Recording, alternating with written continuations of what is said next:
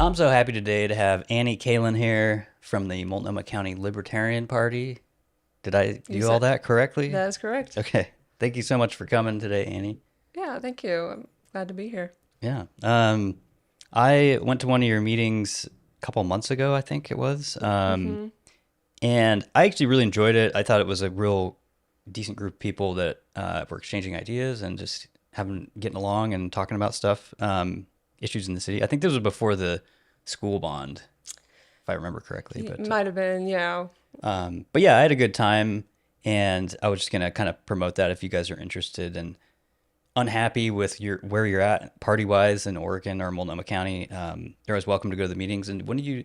Is it quarterly or? Yeah, we meet once a month, the first Saturday of the month. Okay. So if anybody's interested in joining our meetings, they can go to multnomahlibertarians.com. There's a sign up there to get on our mailing list. Cool. That's awesome. Yeah. I was gonna say real quick, obviously, I'll talk about this later on like other forms of media, but I just wanted to just thank everyone for their support for what's going on with me in the past week. I'm not really going to talk about it on this. I want to focus on Annie in the Libertarian Party, but I just want to thank everyone for their support and address that because this is the first episode since everything happened. So, but anyway, on to more pleasant things. Do you have any summer memories that you want to talk about? It's summertime. We just went through 4th of July, which I kind of have mixed feelings about. Like, I like it, but the fireworks and everything freak my dog out. And, Yeah. but I like 4th of July as a holiday. Yeah, I think 4th of July is a great holiday. I'm a little torn on the fireworks. I loved them when I was a kid. I'm kind of ambivalent now. They can cause fires and injuries and things, but if people want to do it, I think it's fine. But Do you ever have like water gun fights or anything like that? oh yeah, of course. I don't know. I think my favorite summer memories are for traveling, where my family would go to Lake Tahoe, just driving through the desert. Summer vacation. Yeah, yeah. I think those are my favorite memories of Okay, just seeing different places and being with my family. for sure. Yeah. Yeah, for me, it's all about the super soakers. I just always remember water fights and then like playing video games when you're not outside. Oh, I yeah, don't know. yeah. Just not being at school, I think. Yes, yeah. What are those called? Not water slides, but Slip and the slide. slip and slides. Little Yeah. known fact that I've never shared on the show. I broke my collarbone on a slip and Oh, slide because okay. I was doing this, which you're not supposed to do. Okay. I was like surfing on it, and I flipped over and broke my collarbone, which I ended up breaking this collarbone twice in my life. Oh no. And the doctor, after the slip and slide time, said, "You're never going to break this bone again because it's going to grow back strong." Oh And no. then like 2 years later, I broke it again. But anyway, those are both summer memories, so that's a good thing. I wanted to mention I think this was for Portland Pride, not the Pride, it was for Pride Month. I think you guys had a Pride booth. It was for the Pride Festival, which Okay. was this past weekend. Okay. There's the parade that goes downtown, but there's also a festival that goes both days. Huge festival, lots of vendors there. So we had a table there, and This is downtown. I'm guessing. yeah, Yeah. it was right on the waterfront, and it was a great time. Nice. We were really happy with how that went. We had our Gadsden rainbow flag, which is always a hit, Yeah. and I'll put a photo of it up here. Yeah. yeah, The booth or whatever. But yeah, and so we had some really great conversations. There was a lot of people that came up and said, "Hey, I'm libertarian. I didn't know there was a Libertarian Party in Portland." So it was great to connect with those people. But there were also people that came up and said, "Hey, I'm socialist. I don't agree with your economic views at all, but thank you for being here." Or let's talk about, what your points of view are. Let's have a conversation. And I personally didn't have any negative interactions. I didn't have anybody come up and, yell at us or anything it's all like pretty that. civil. Yeah, it was very civil. So I was very happy about that. And yeah, it was a great time. That's cool. Yeah. It's good to hear. Mm-hmm. And you'll be probably doing that every year. Yeah, we plan to next year. So Nice. yeah. Cool. Yeah. Yeah, I was gonna kind of get into talking about the party. Like, how'd you get in it? What drew you in originally, or were you always just kind of that mindset? Yeah, that's a good question. I think some of it comes from the deep mistrust of authority that my parents have always had. Yeah. And so I kind of learned from them to kind of question the narrative that you're being told, whether it's coming from the right or the left or anybody in authority. So that was always there, but it wasn't until maybe about 10 years ago I took an online quiz, which it's called the world's smallest political quiz, and it's like 10 questions. And at the end of it, it tells you what party you fall into, and it said I was Libertarian. And so I started doing some research and looking into it, and I found that most of the values aligned with mine. And, the thing about the Libertarian Party is like you won't find any two libertarians that are exactly the same on all matters. There's always a little bit of variation here and there, but we're all committed to this idea that we should have more liberty, more individual liberty, less government interference, and smaller levels of government working on things. So I was attracted by that and started getting involved in 2022 locally, and been working on stuff since then. Very cool. Yeah, that's how I've always thought of it. Just I guess in my own head, is it's all about individualism and freedom. Yeah. Of individuals. Right. That's accurate, I guess. Yeah, we don't want the government telling us what to do with our bodies, with our money, with our lives. Yeah. And Makes sense. As much as possible, we want to limit the power of the government. Yeah, I was thinking, yeah, no, it just seems like if any of those things appeal to you, absolutely, go to the meetings, check out the website. I was going to ask really quick about I'll put a picture of it, the animal mascot. I think when I went to that meeting last time, I thought it was a hedgehog or something. It's a porcupine. But it's a porcupine. Okay. Yeah. So our mascot is the porcupine, and the reason for that is because the porcupine is peaceful until you fuck with it. Yeah, I hope guess swearing that is does make okay sense. on your podcast. Yeah, no, of course, yeah. And then you get a needle. So it's this idea that we should be peaceful, we should mind our own business, but if you mess with me, I'm gonna fight back. So it's a FAFO it is concept. It is, yeah. It's also kind of a don't tread on me concept. Sure, you know. I was thinking too, is that quiz thing, do you know if that's still around? I'm sure it is. I haven't looked recently, but I'm sure I'll put a link if it is. Yeah, I can look for that. I think if you just Google world's smallest political quiz, it'll probably come up. Interesting. And we also had paper versions that we were giving out to people at the booth, and then having people put their stickers up on the chart so we could see where everybody fell. And not surprisingly, there's a very heavy progressive element in the Portland area, but you also get quite a bit leaning up towards the libertarian part of the chart. So, I think that's where Portland falls. It's, mostly left, but there's a certain segment that are also wanting freedom. Yeah. So. Yeah, no, what I was thinking of a few minutes ago was, I think that's actually really cool that like there's diversity even within the party of ideas. I feel like the other, the main two Democrats and Republicans are very kind of narrow in their focus. Yeah, and it comes with pros and cons. Yeah. Because you also get a lot of infighting. It's hard to align on certain things. Yeah. So, my general philosophy is I try to work with people in areas where we agree. Common ground. And that is even true of other parties. So if I can work with the Republicans on something that we agree on, I'll do that. If I can work with the Socialists or the Democrats on something that we agree on, I'll do that. And we can work together on these areas of consensus and get things that are generally good for everybody. For sure. And try not to hyper-focus on the areas where we're different. And I do that within the party as well. It's a waste of time to sit and argue and quibble the little things that are different. Let's work on the stuff that we all agree on. Makes sense. Yeah, the common ground. Yeah, I was going to ask about something about that, of like the new dynamics of parties and all that. But first, I just wanted to get, as much as you want to say about like how the party came to be, one thing I was thinking of that I didn't tell you a second ago was like, I just remember living up here. I think it was around the 2008 election. But there was like, it seemed almost like the peak of the National Party with like Ron Paul and all that stuff. But I was just curious about what you know about the national origins and how the party came to be and all that stuff. Yeah, I'm not super well versed in the history, but I do know that the party came about in the early 70s. I think it was largely a reaction to the wars that were going on and this desire to get out of those wars and just generally to have more liberty.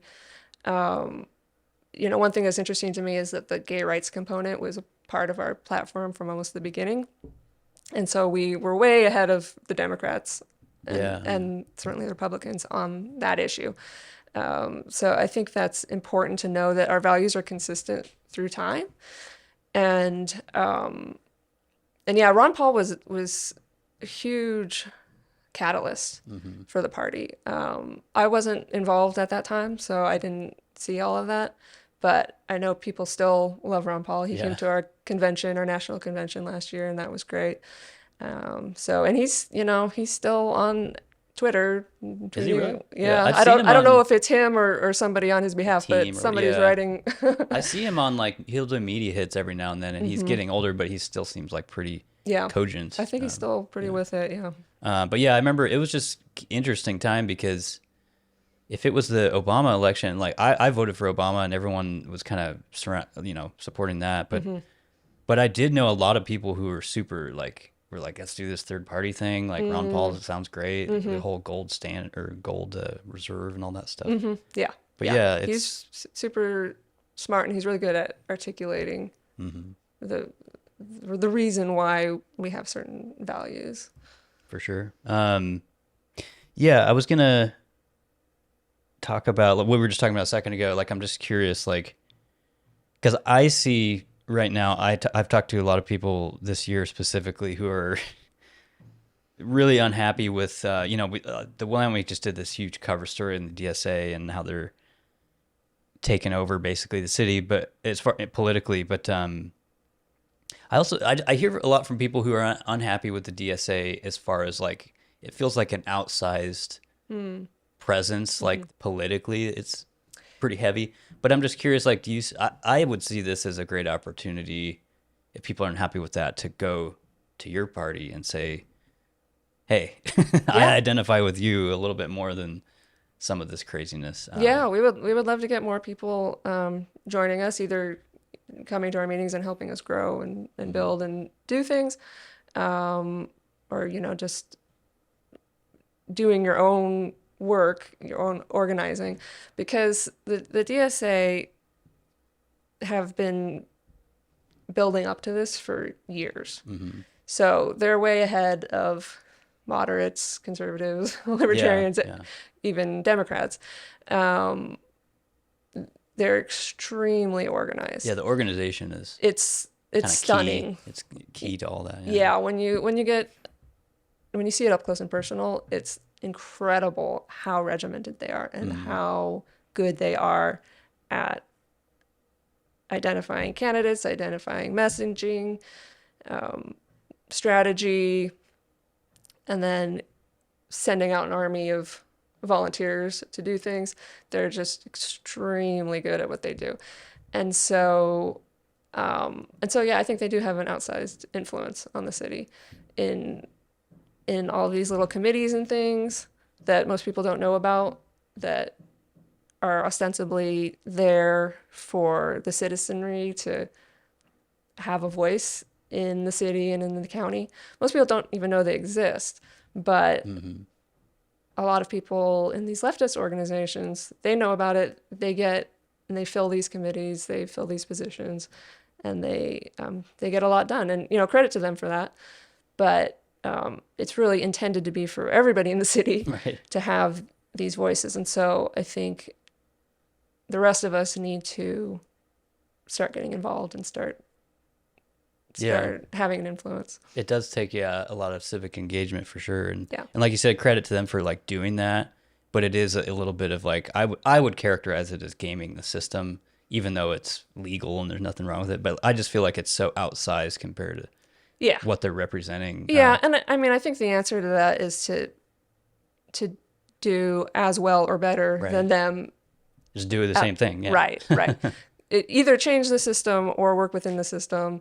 But in either case, I don't think that, complaining or Right. I'm not saying that you're doing that, but, pointing fingers at them, like they're doing everything right as far as they're concerned. So, if we don't like the policies, then we need to get involved Yeah. on our You gotta side. stand up and do something. Yeah. Yeah. Yeah, what was I just thinking about that? I was thinking, yeah, and obviously, like, if you're, I would put myself in this camp. If you're somebody who, if you read Sophie's Wine Week story and were like, I don't want the government running like literally everything.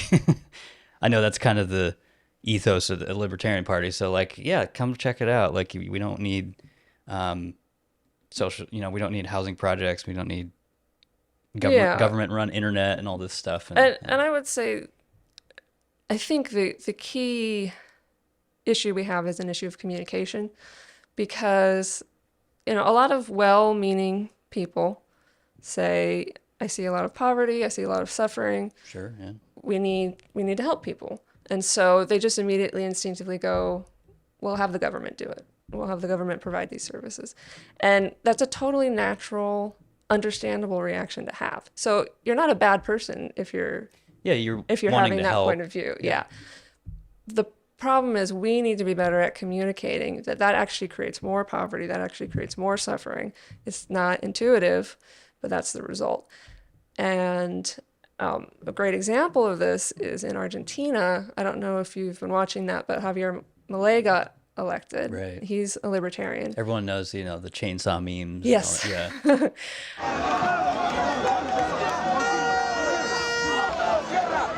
Aquella pizarra, Ministerio de Turismo y Deporte, afuera. Ministerio de Obras Públicas, afuera. He drastically cut the bureaucracy, and he cut out a lot of the regulations in the housing, and he cut out rent control. And what happened? Rents went down 30%. So that, to a socialist, that sounds crazy. How do you cut out rent control and rents go down? But it's because the housing supply went up, because builders wanted to build, because they were incentivized to build. And so this kind of thing, it takes a little explaining, but we need to be able to communicate that to ordinary people who maybe aren't super involved in politics, so that when they go to vote, they understand what the consequences are of what they're voting on. Sure, yeah. Yeah, and it's something I've actually been talking with some developers and stuff recently, is like, in the way I visualize it, there's two ways you can look at this housing affordability problem. And from the socialist perspective, it is, we just need to control the prices on everything. Right. The other way you can combat that is, hey, if there's enough good jobs, people can afford Right. the vacant affordable housing that we have here, like in the thousands of units. Yeah. So, and that's the thing that I think the DSA is like out to lunch on, is like they're not addressing jobs, economy, how to get more money in people's pockets. Like, I don't hear anything about that. Yeah. Yeah.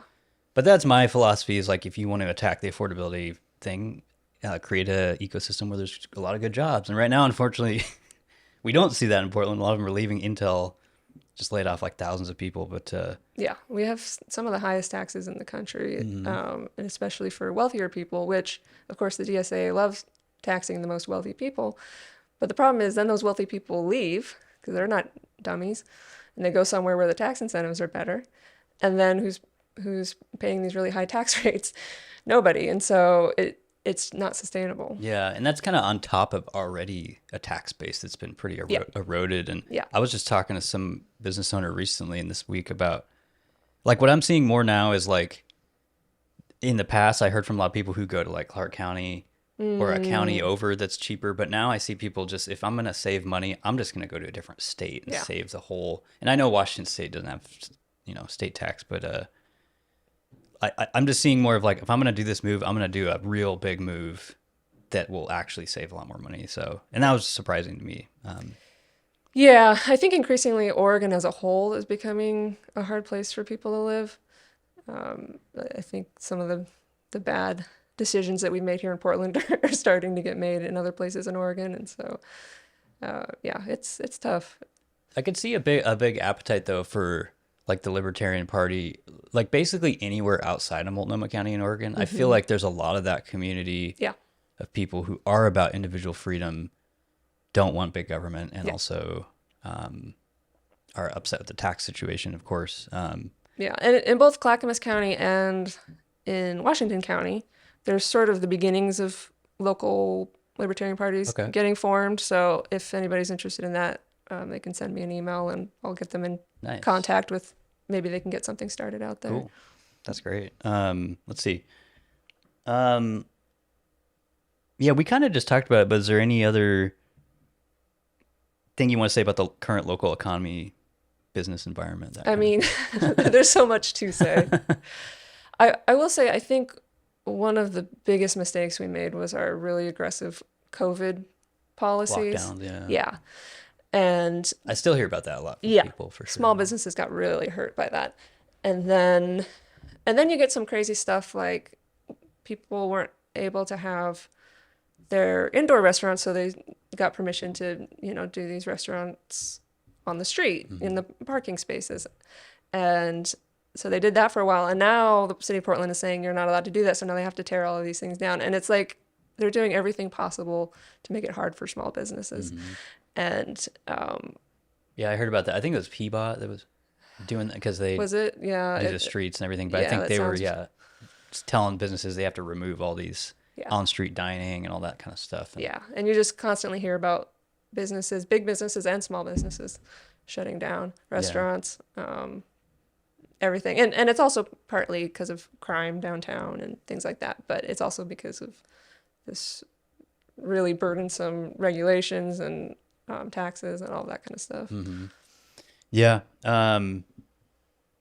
I wanted to kind of shift gears a little bit and talk about. Well, actually, let's do this first. Can you explain the non-aggression principle? That's like a core piece of a libertarian part, like National Party, I'm guessing, and all Yeah. that. Yeah, it's the non-aggression principle is the assertion that you won't use violence to achieve your goals unless you're doing so in self-defense.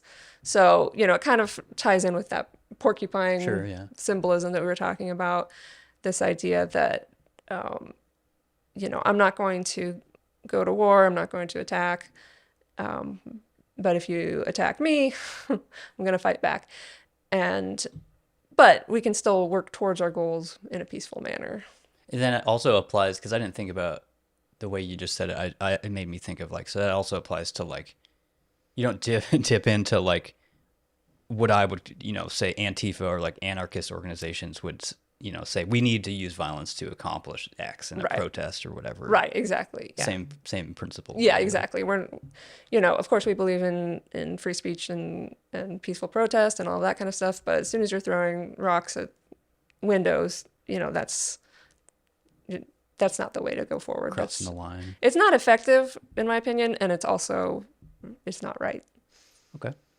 Yeah, and along those lines, I was going to ask, because I hear a lot of people who, and I don't agree with this necessarily, but I hear people who kind of look at the addiction issues we have here and say, well, this is kind of a libertarian caused thing because you're just letting them do what they want. Yeah. But I don't necessarily agree with that. I mean, I don't know. I'm just curious how you would see that. Yeah, I think it's complex, and especially in Portland, we see every day the effects of public addiction. It's a hard one because for me, I do believe that people should be allowed to use whatever substance they want to use in the privacy of their own homes. The problem comes when you have people living on the streets, they're doing drugs out in the open, they're leaving needles in parks, they're being violent, they're committing crimes, they're obstructing businesses. Not all homeless people are doing this, but a certain percentage are, and it's not healthy for the community. So our position is that drug use should be legal, but if you're breaking the law in some other way that's hurting other people, Sure. if you're being violent, if you're blocking the sidewalk, that should be enforced. So It kind of, I mean, we were just talking about it. Kind of, to me, seems like it coincides with that non-aggression principle we were just talking about. Because you're kind of, right, if you're right. aggressively stepping on other people's individual freedom. Exactly. Yeah. If you're doing fentanyl in your house, if you somehow have a house and you're doing fentanyl inside of it, that's your business. You probably should get some help for that, but people have to decide for themselves when they're ready for that help.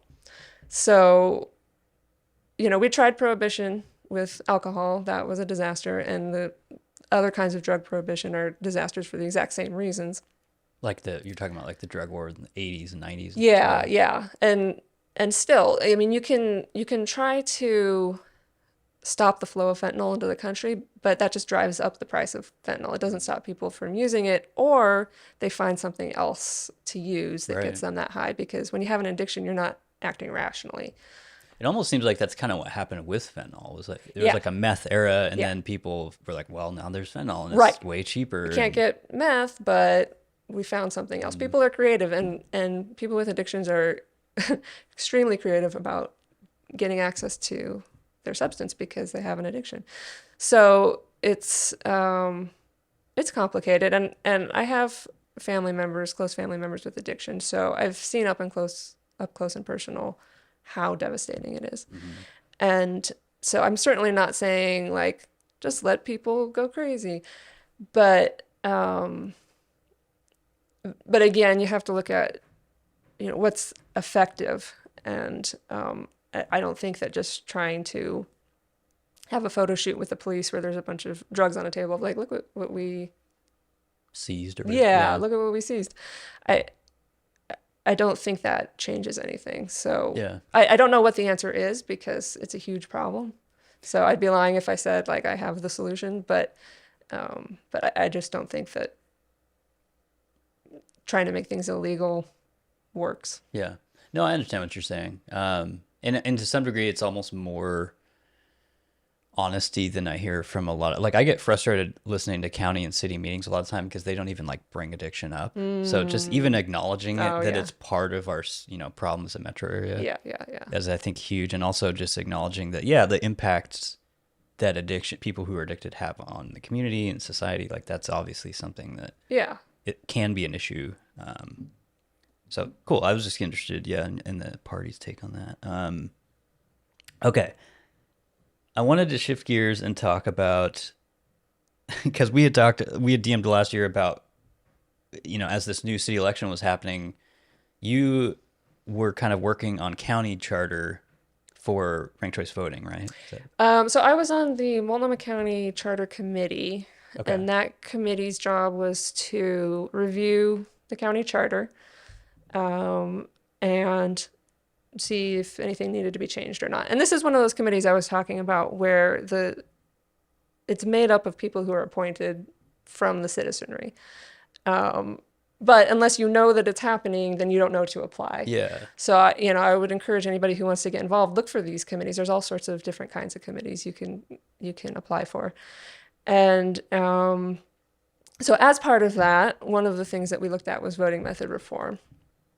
And I'll just say that another hat that I have is I'm the president of the Equal Vote Coalition, which is I think you mentioned that before, maybe, but yeah. Yeah. So we advocate for voting method reform, but not ranked choice voting. Gotcha. Okay. So, in that discussion where there were some people on the committee that wanted to implement ranked choice voting, and ultimately they did get that on the ballot, and we voted for it. It hasn't been implemented yet countywide, but that's coming soon. I argued against it because there's other reforms that I prefer. I remember you were saying you're a big star. Yeah. The star voting method, right? Yeah, star voting is the method that we prefer. And I'll just say that, to be clear, Equal Vote Coalition is a nonpartisan organization, so we have people all over the political spectrum involved. There's no party allegiance. Yeah. So just to make that clear, but yeah, star voting is our preferred voting method. It avoids a lot of the problems that ranked choice voting has. So I tried to advocate for that on the committee. Like, what are some of those problems that it avoids? I'm curious. So ranked choice voting is often advertised as preventing vote splitting, but it actually only hides the vote splitting. So you can still have a situation where, a candidate which is preferred to all others loses. Okay. And that happens because that candidate gets eliminated before any of the other rankings are counted. Sure. So that's a big problem. And no voting method is perfect, but of all the alternative voting methods, ranked choice voting is kind of one of the worst. Well, it's funny. I was thinking about this the past few days, and because I like this is just me, but I had Tim Scott, the county guy here, and James Eccles from the city, and I did all this research last year. I was talking to you, and I feel like I'm finally now grasping, our single transferable vote system that we went through. Uh-huh. But I was thinking about it this week, and I was like, maybe the problem is, and I could be totally wrong on this, but it almost seems like it's not really ranking. That seems like a weird way to describe, because when you're eliminating people in a specific ranking, then that's no longer a ranking. But I understand how it influences Ranking the rounds. is how you complete the ballot. And so it's important to think about the different steps in the process. There's the first step, which is how you complete the ballot. And then there's the next step, which is what do you do with that information? So once you've ranked the ballot, you could use a Condorcet method, which works very well, or you could use ranked choice voting, which doesn't work very well, or you can use Borda. There's all sorts of different ways to count that information. Okay. And so the ranking is how you complete the ballot, but it doesn't describe what you're doing with that information. That totally makes sense. Yeah. And there's all sorts of different almost algorithms or whatever to interpret that. Right. Yeah. And so that really matters. And a lot of times when these systems are getting promoted, what gets talked about is how you're filling out the ballot. But that's not what's the most important. What's most important is what happens after. Right. Yeah. And one of the problems with ranked choice voting is you're not counting all of the data. You're only looking at one ranking at a time. And so a lot of that data, most of the data gets lost and is never looked at. So that's one of the big problems with it. Okay. Yeah, and I was thinking, I remember when you were talking about the star voting, I was looking at that, and it does seem, even now and back then, preferable to me, because it's like a 1 through 5 star thing, right? Yeah, it's 0 to 5 stars. 0 to 5, yeah. And the way that it works is you add up the total scores and you find who are the 2 highest scoring candidates. And then between those 2 candidates, you find which one was preferred overall by the most voters. Okay. So it uses addition. It's looking at all of the ballot data simultaneously. You're not eliminating people. Yeah, not per se. And there are 2 rounds. And so in the second round, you're just looking at the 2 highest scoring candidates. So technically, you're eliminating everybody besides those 2. Sure. And then you're picking the finalist that's preferred overall. Yeah, that makes sense. Yeah. Because to me, that's what I don't really like about our current method is it just, when you get, some of these go to like 30 rounds and people are, dropping off at some point in there. Right. But I like, even with that star method you're just describing, at least you're adding up, like Right. people get a chance and you kind of see, at least in that first round, I guess, like how. Right. Even if your favorite candidate doesn't win with star voting, your preference is being recorded and Right. it's counting towards the result. I recommend, there's a website called rcvchangedalaska.com Okay. that was created by a great programmer at Equal Vote. And it talks about an election in Alaska where there was Begich, Palin, and Peltola running. And Peltola ended up winning, and she's on the left. And so technically there was vote splitting between Palin and Begich, and a lot of people think Palin should have won. But actually, if you look at the data, it was Begich that should have won. But he got eliminated too soon. And when I say should have won, I mean if you want to elect a candidate that's preferred overall, head-to-head over other candidates. Peltola did win by the rules of ranked choice voting, but it's not intuitive that that should have been the winner.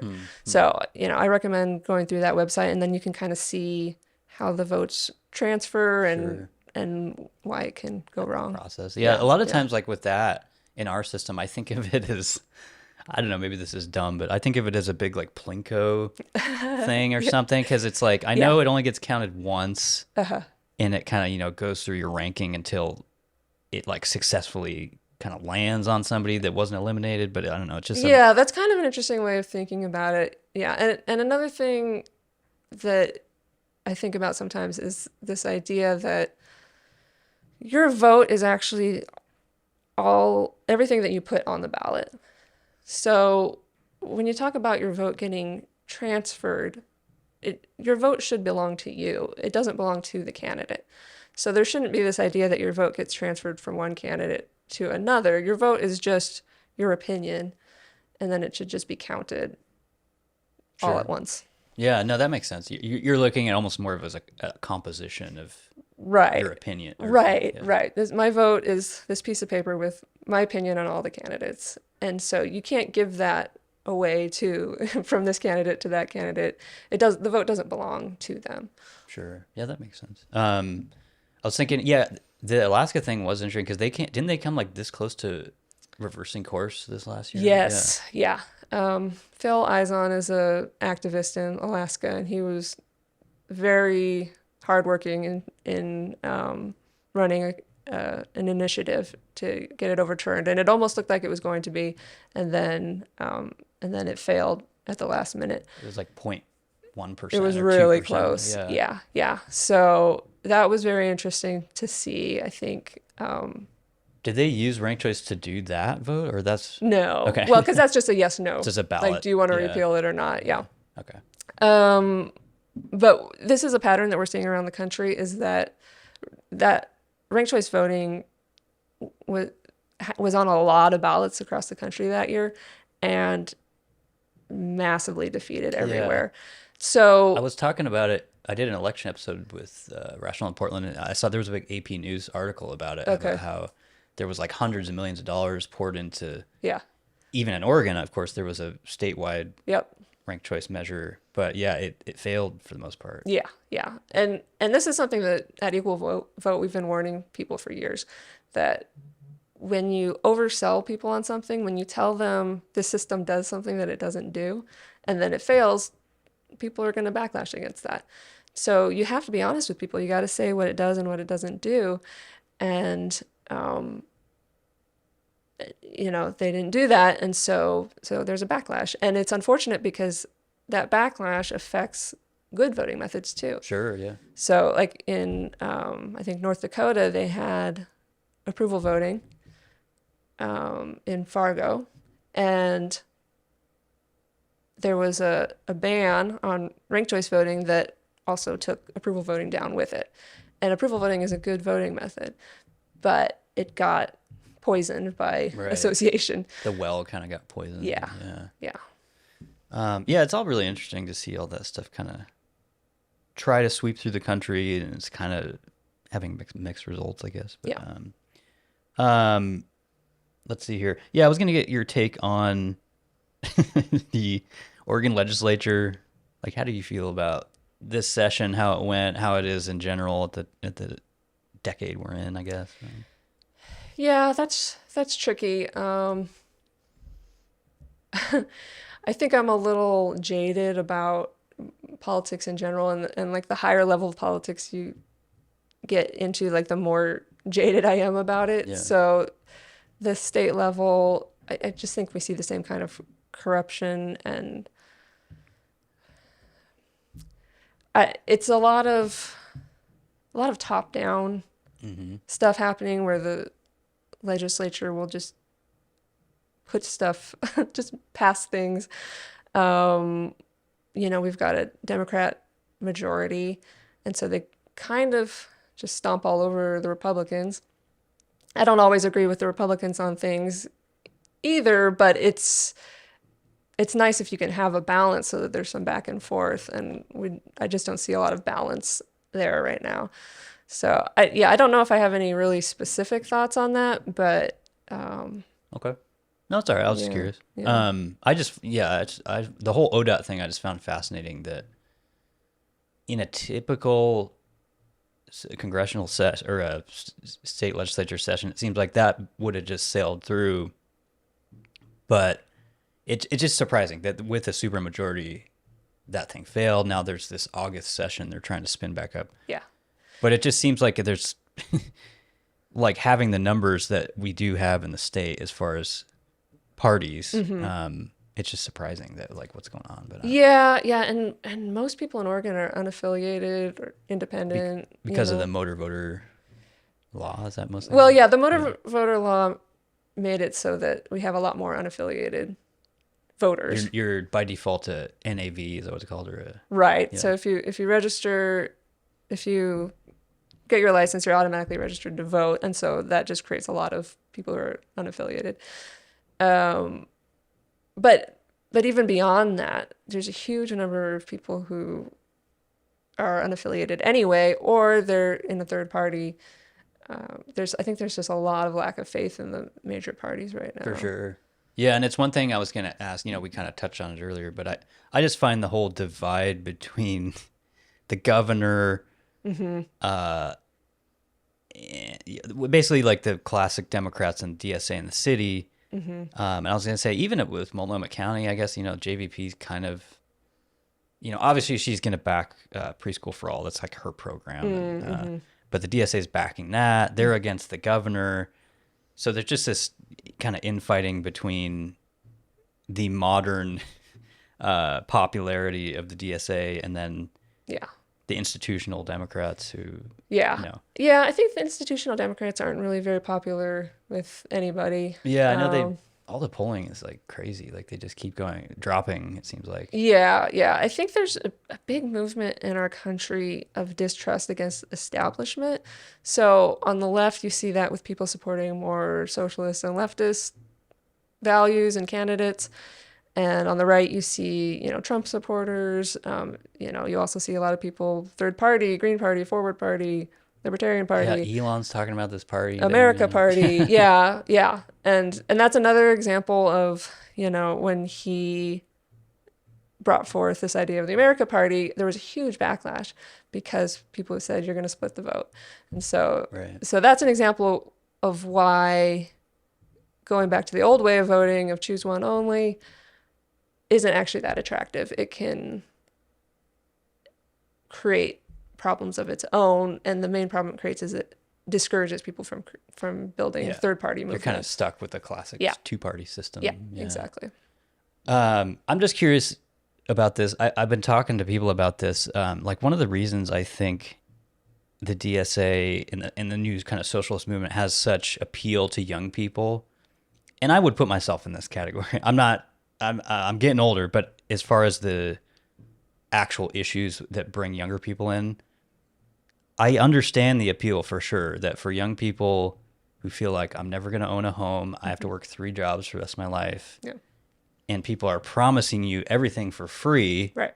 I get that. Yeah. Like I get it. I think a lot of, Gen Xers and millennials like me, I kind of see through that because I just see that as the old like high school president. Like I'm promising everything and it's probably not going to happen. But I'm just curious how, like from the libertarian perspective, how would you address that? Like if a young person was like, you got the DSA table of free goodies over here. Like how do you compete with that? Yeah, it's tough. And I do think a lot of it comes down to having effective communication.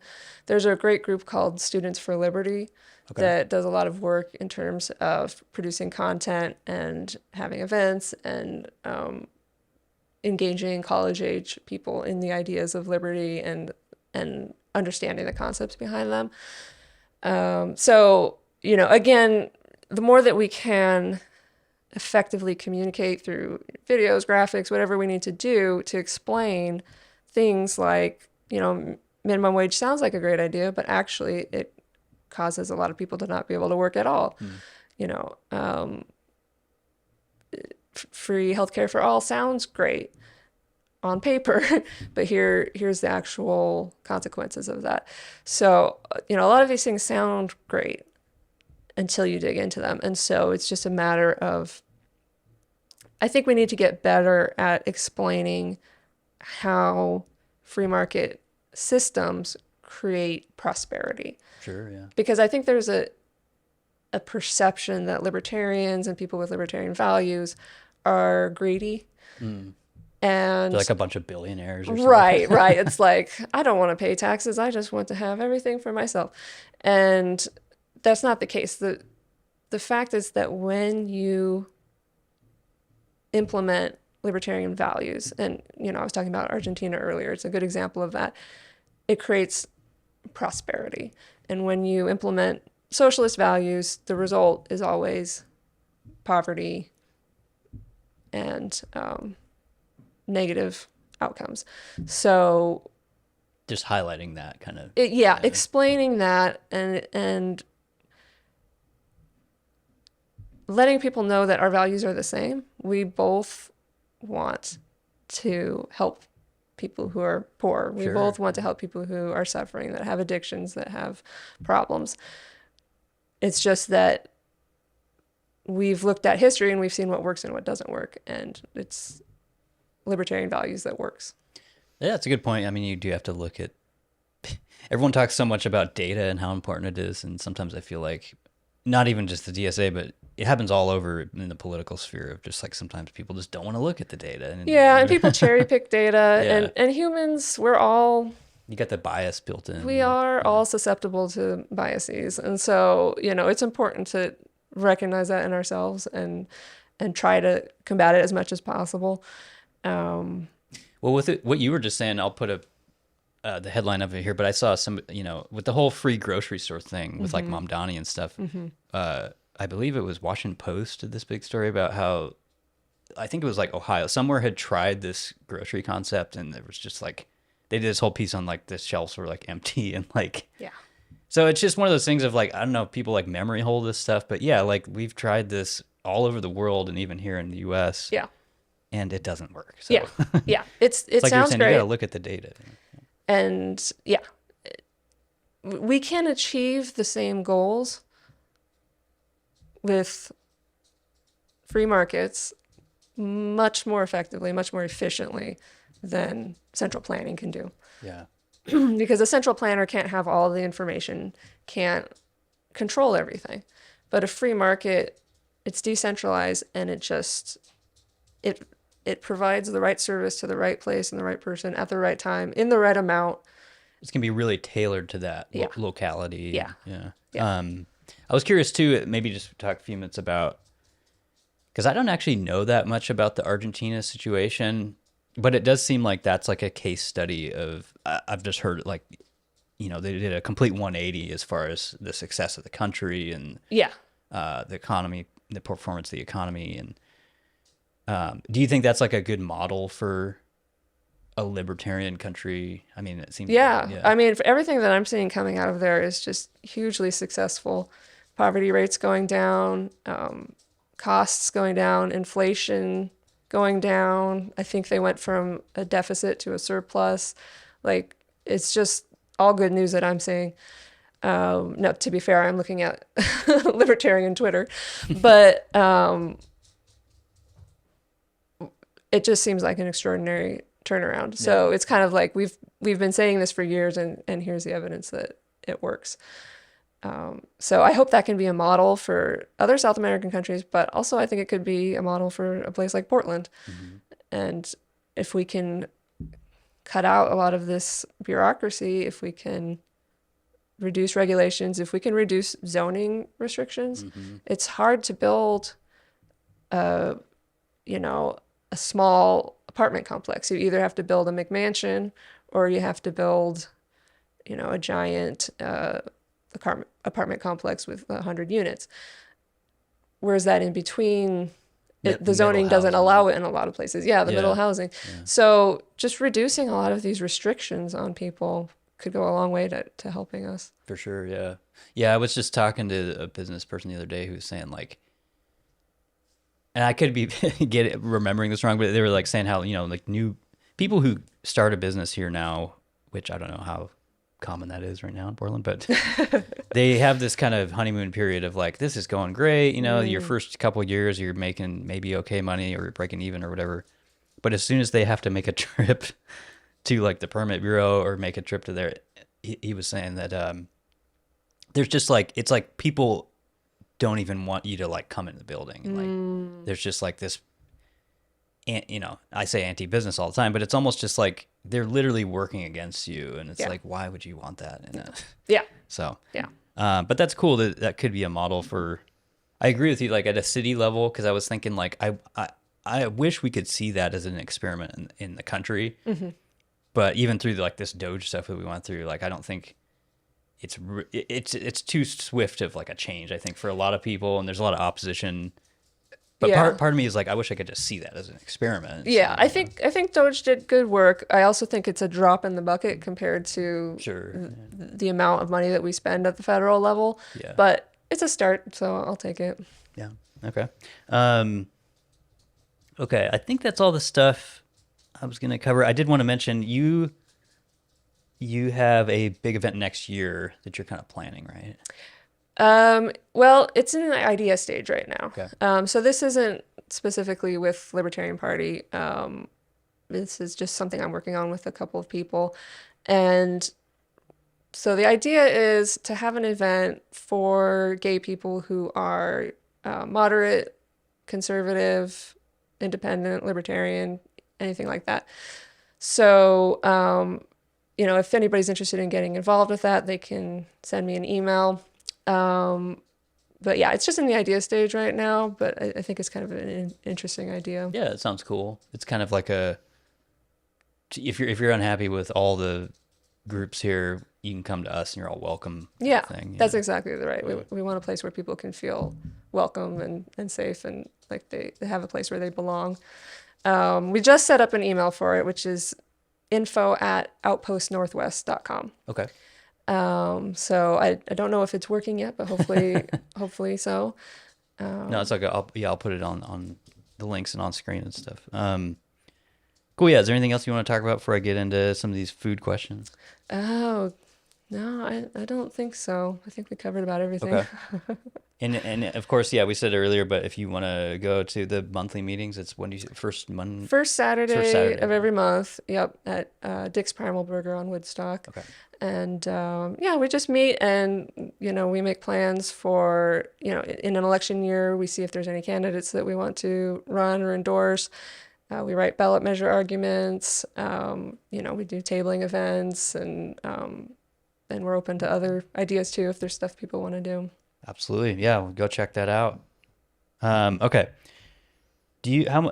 I always ask people about their Northwest story and tell me as much as you want to tell. Like, did you grow up here? Did you move here at some point? Or like what? Yeah. So I grew up in Hillsboro and yeah, Oregon's really special to me. I feel a strong connection to it. I lived for a little while in Arizona, but really needed to come back because it's just like, this is my place. This is where I belong. Okay. Yeah. I'm thinking about getting a tattoo of the Douglas fir, so maybe this will remind me to go do that. You should do it. I was curious, was that hard? Like, I don't think I've ever been to Arizona. Did I even like for a layover or something? But like, cause you bicycle quite a bit. Is like, whenever I picture Arizona, I just think of like 120 degrees and like. Yeah. Yes. you have to drive in Arizona. I lived in Phoenix. And yeah, the heat, it gets very, very hot in the summer, of course. Of course, in the winter, it's nice. Yeah, it's like a mild, it's like pleasant. our summer. Yeah, yeah. But it wasn't the weather that bothered me the most. I think there's just sort of a harsh culture, at least in Phoenix. Sure. That was just a feeling of kind of every man for himself. Sink or swim kind of thing. Yeah, it's hard to explain exactly, but it didn't feel like there was very much cordialness between strangers. So when I came back to Oregon, it was kind of a culture shock because I didn't realize that Arizona had changed me and I had become kind of bitter and unpleasant, and so I had to like readapt and remind myself of who I had been before. So yeah, it was kind of an interesting culture shift. I've seen that because I've never moved out of Oregon. I've lived here my whole life, but I've seen that with friends of mine who, like, I have some friends who moved to New Orleans and then a couple of years later moved back. And it's the same kind of thing. I think people figure out their identity a little bit more and be like, well, that was interesting, but I don't, want to live there like forever or whatever. So Right. Now I'm worried about pissing off people who love Phoenix, because a lot of people really love it, but it wasn't for me. Yeah. I mean, everywhere's different. Okay. Let's see. Do you have a favorite Dorito or Takis flavor? Do you eat either of those? I'm on a new diet where I avoid corn products and wheat products. Okay. That's all good. I mean, corn's in like everything. Although right? I will say I have been eating Sun Chips because it says on there it's made with whole grains. I don't know if that actually helps anything or not, but it's... I love Sun Chips. I've always like that I think that came from like a Subway. Subway always had them, but I love them all. I love the I'm trying to remember the flavors now. The cheese ones and the tomato ones. I don't know, but those are good. But if I wasn't on this diet, I'd probably be eating a lot more Fritos because I do love Fritos. Okay, yeah, Fritos are good. Yeah. Do you like crunchy smooth peanut butter? Maybe you don't like peanut butter. Crunchy. Yeah, Okay. it's definitely crunchy. Are you a peanut butter fan? I actually, yeah, I do like peanut butter. Yeah, Okay. I eat a lot, and my dog is grateful for that because he always gets I scrape the knife off from his bowl, and so. I do. Yeah, I'll do the leftover spoon thing, and then also I'll give my dog like when the container or whatever is basically empty, I'll give her that. Oh, She'll yeah. like try to get all the little pieces out of it. Yeah. Let's see here. Do you have? I'm guessing probably not because you seem like a pretty healthy person. But do you have a favorite fast food? Yeah, I've been trying to be healthier the last couple of years, so I haven't gone to fast food very much. But Is there one that you like? It's okay if you don't. Burgerville, Okay. it's hit or miss. Some Burgervilles are great and some are not so great. But if you find a good one, They are good. I do like Burgerville, yeah. And it's supposedly all Oregon beef and all that stuff. Okay. I guess is what unless they've changed their policy, but. Yeah. Do you have a favorite type of French fry? Do you like?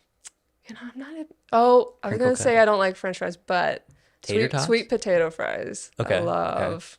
I think Also not in my diet, but they're good. I think that is a Burgerville. Don't they do that? Or Oh, probably, yeah. maybe they do something like that. I can't remember. Yeah. What about ice cream? Let's say you're getting ice cream somewhere.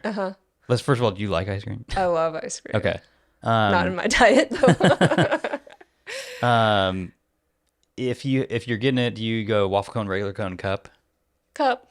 Yeah. Okay. Yeah, although waffle cones are good. I mean, listen, it's ice cream. I'm not gonna. It's all Kinda- good. You have to go all out. Are you a person that samples? Do you Oh, do yeah. little samples. Okay. Oh yeah, I need to know all the flavors. I just can't do it. I don't know. Any stuff like that makes me feel bad. I feel like I'm imposing, but No, I need to know what I'm getting into. If I'm gonna spend, $6 on a scoop Yeah. or two, I need to know what I'm getting. might as well. Okay. You want to throw out some cheese or nut rankings? I know it sounds funny when I say that, but Sure. do you you have top cheeses or top not legumes? What are nuts? There's another word for nuts. Yeah, I love like a really hard cheddar cheese. Okay. Anything you get at the fancy cheese section. Sure. Yeah. The wine type of cheeses. Yeah, Okay. yeah. Anything that's, an adventure. Like, I don't know what this is. It looks kind of weird, so I'll try it. You like the exotic cheeses. Yeah, I like, I like to try different things, Okay. but mostly I just eat cheddar. Cheddar's good. It's solid. It's solid. It's a staple. I eat a lot of cheese. Okay. Do you believe in aliens, Bigfoot, or ghosts? Oh gosh. I try not to believe in ghosts. I try to be really scientific about it. I'm like, there's no evidence for that, but I'm desperately scared of ghosts. So Yeah. That's the one that seems I don't know. Well, to me, those three, aliens and ghosts. yeah, I did see a UFO once. Really? Where was that? That was in Hillsboro. My husband and I, this was before we were married. He was dropping me off at my house, and we were in our little VW Bug, and the weird thing is neither of us remember why we stopped, but we both remember that there was something that we saw that was interesting enough to pull over and look at. In the sky. In the sky. Okay. And we've never done that before or since. So I don't remember exactly what it was, and that's part of what's weird about this story. That is really weird. And the fact that you can't remember why you pulled over. But I mean, it's all related, I guess. It's not something we normally do, but it was interesting enough. We pulled over and we were watching it for a little while, and he remembers a bit more of it than I do, but I just remember there was, I think, several lights.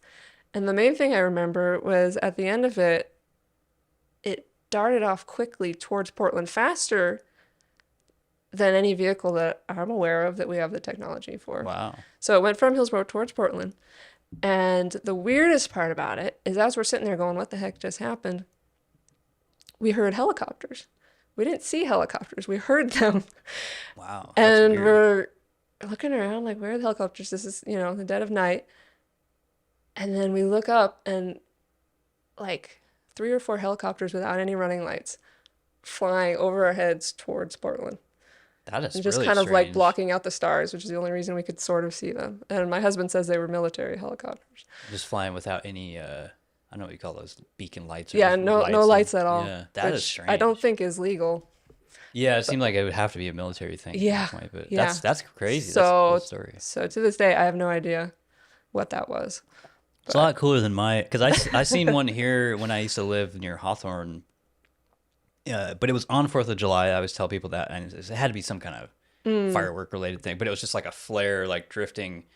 But it was nothing like that's interesting, where it just like, zips away. And, and it's just so weird. And then a few weeks later, we couldn't remember the details of it. That is really weird. And it was like, how can this It's like be? a Men in Black situation. Yeah, it was strange. Somebody flashed you with a pen. Yeah, it was very strange. What was I just thinking? I was going to ask you first if you wanted to shout out. Do you have a good meal, restaurant, or business you want to shout out? Is there something recently that you... Oh, good restaurant, meal, or business? I mean, I know you do the meetings at Dick's, and supposedly they have great burgers. Yeah, their burgers are really great. Yeah, so that's probably the shout out I would give. They're not related to the Seattle one, right? I'm guessing I don't know. You know how they always do that? Like Seattle's got the franchise, and people are like, "Oh, you get a bag of Dick's," and that's like their whole thing. And yeah, I don't know if they're related or not. there's got to be like hundreds of Dick's burgers across the country. I would think. Yeah, it's not like you can. What do you call it? Trademark the name or whatever. But, okay, I was going to ask you really quickly about. Are you a Zelda fan? Is that what? Oh yes, yes, that's big fan since. You played all of them. I haven't played the. People have been telling me for years to play the first Switch one. I can't even remember the name. The one that are you talking about Breath of the Wild? Yeah. Oh yeah, that's really good. Because it was a big shift in the style of the game and everything. But I've played like most of the other ones, and I love Yeah. So. Link to the Past was my first game, my first Zelda game. That's the Super Nintendo. Yeah. That was a great one. Way back in the day, and I was hooked, and I've been hooked ever since. Okay, that's cool. I kind of miss the sort of old school. I mean, I love Breath of the Wild, and I can't remember what the new one is called, but and they're a lot of fun. I've spent way too many hours in those games, but I kind of like the old school style a little better. 2D. Well, I mean, 3D is fine, but I like when you have a lot of different big dungeons to explore, and pieces of heart. Yeah, the one. This will sound really stupid probably to people because I know people that will fiercely defend. I forgot the name. The Switch one already. Breath of the Wild, but but when that came out, I heard that you can break your items and all that stuff, or you have to like repair your sword or something. Yeah. I was kind of like, but I understand it was a shift in a lot of different areas, and it's way more like open world. It seems like. Yeah, it's a different kind of game, but it's still a lot of fun. Okay. Yeah. That's cool. At some point, I want to do a video games episode, and I have some movies episodes coming up because I way into all that stuff. I used to run like a video game website in high school, and I still have a pretty big Sega collection of Genesis stuff. And I don't know. It's just I still game on different things. I have a PS5 and Steam and all that stuff. So, but yeah, that's cool. Let's just plug the website one more time? Is that the best place for people to find? Yeah, if The people party. want to come to multnomahlibertarians.com. Okay. Our website's a little out of date right now, so you might think it's not active, but it is active. And on there you can donate, you can sign up for our mailing list to get notifications about our meetings, or you can send us an email. So that's probably the best place to go. Nice. Cool. Yeah. Donate, show up to the meeting, all that stuff if you guys are interested. And yeah, thanks for coming today, and you're always welcome back. Great. Thank you.